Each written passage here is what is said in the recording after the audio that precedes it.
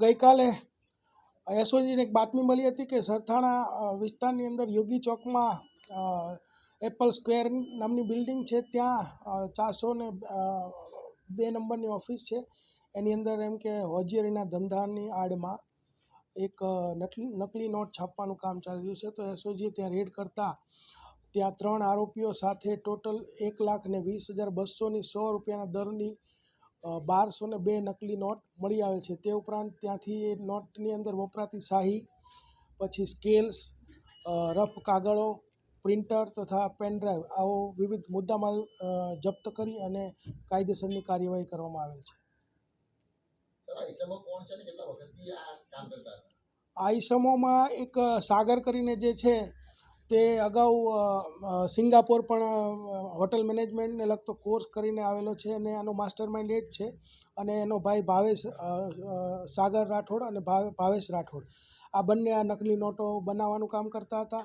અને જે બીજા 2 ઈસમો જે પકડાયા છે, રાહુલ શંભુભાઈ અને પવન બોન્ડે, આ બંને ડિલિવરી લેવા માટે આવેલા હતા. જે તે વખતે સ્થળ ઉપરથી સાગર ભાગી ગયેલો, પરંતુ ત્યારબાદ વહેલી સવારે એસઓજીની ટીમે જે વોન્ટેડ આરોપી સાગર હતો એને પણ પકડી લીધેલો છે.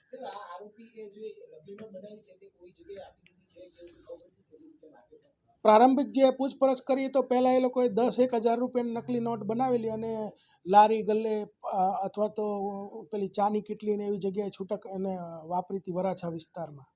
100 રૂપિયાની નોટ છાપવા પાછળનું કારણ છે? 100 રૂપિયાની નોટ છાપવા પાછળનું કારણ એ કે 100 રૂપિયાની અંદર નોટમાં કોઈને શંકા નહીં જાય કે આ નકલી હશે. 500 રૂપિયાની નોટ હોય તો કોઈને શંકા જતી હોય છે અને ઘણી વખત અગાઉ 500 રૂપિયાની નોટો પકડાયેલી પણ છે. તો એ લોકો વધારે ખરાઈ કરતા હોય છે. એટલે એ લોકોનો ઈરાદો એવો છે કે ભાઈ 100 રૂપિયા આપણે છાપીશું તો જલ્દી પકડાઈશું નહીં. હા, એમને આ જે સાગર રાઠોડ છે એને ફરજી કરીને એક વેબ સિરીઝ જોઈને એને વિચાર આવેલો અને ત્યારબાદ યુટ્યુબ પરથી વિવિધ વિડીયો દ્વારા બધું શીખી અને જે મુદ્દામાલ પકડાયો છે તમામ શાહી, કાગળ એ બધું એ સુરતથી જ અલગ અલગ જગ્યાએથી લઈ અને આ કામ કરતા હતા. લગભગ 6-1 મહિનાથી આ લોકો આ કામ કરતા હતા.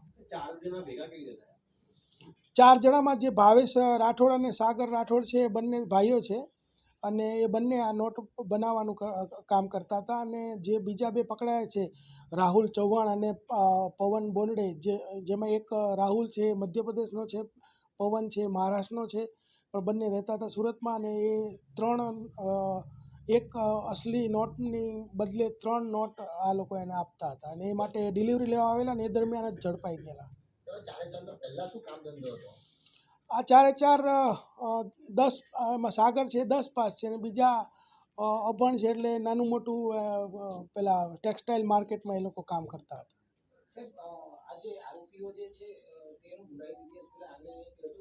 ના, અત્યારે એવું કોઈ ગુનાહિત ઇતિહાસ હોય એવું ધ્યાનમાં નથી.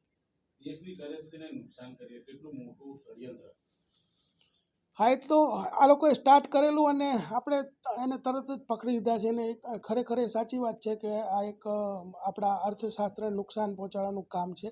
અને એવી ઘણી બધી પ્રવૃત્તિઓ અત્યારે ઓનલાઈન ફ્રોડ ને એવું ચાલી રહ્યું છે. તો જે હંમેશા વધારે નહીં ચાલવા દેવું જોઈએ અને પકડાઈ જ જવું જોઈએ.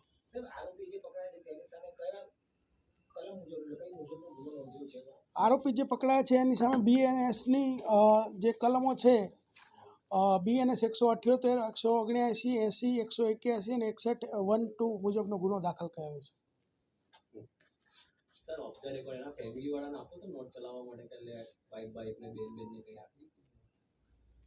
એ હજી તો અમે પૂછપરછ વધારે કરશું તો ખ્યાલ આવશે.